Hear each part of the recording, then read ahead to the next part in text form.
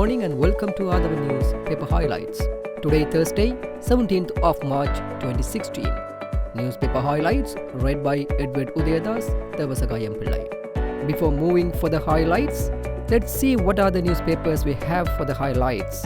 Daily Mirror, Daily News and Ceylon Today. The Daily Mirror highlights: Siyambalapitiya says uninterrupted power supply from today. Power and Renewable Energy Minister Ranjit Siyambalapitiya said yesterday that he would make every effort to provide electricity without interruption from today, considering the impact on the people of the island-wide power outages.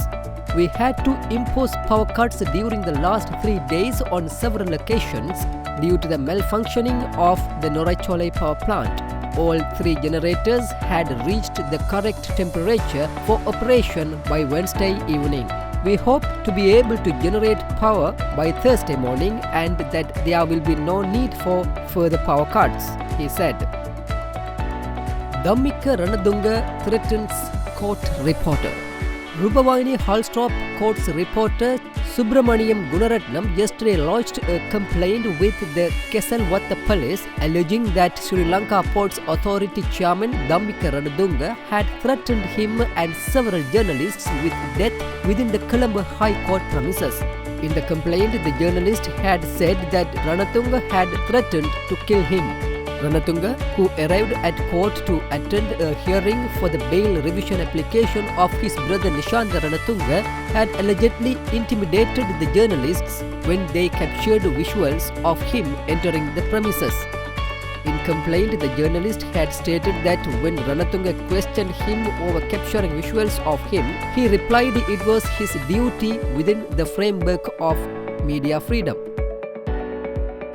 IUSF. Government continues to suppress students.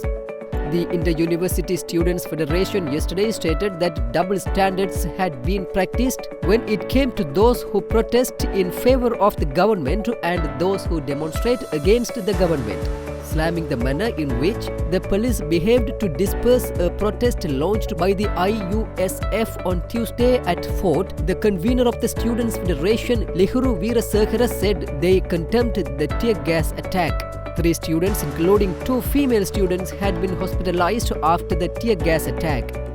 Secondly, let's move to Daily News. UNHRC work in Sri Lanka helps address rights issues. Moon. Work done by the United Nations Human Rights Council UNHRC in countries such as Sri Lanka has helped the international community to address human rights issues and work towards accountability, said UN General Secretary Ban Ki-moon addressing an event organized by the Office of the High Commissioner for Human Rights on the United Nations Human Rights Council's 10th anniversary on Tuesday. 4 charred bodies found inside Dehiwala house. 2 children among dead.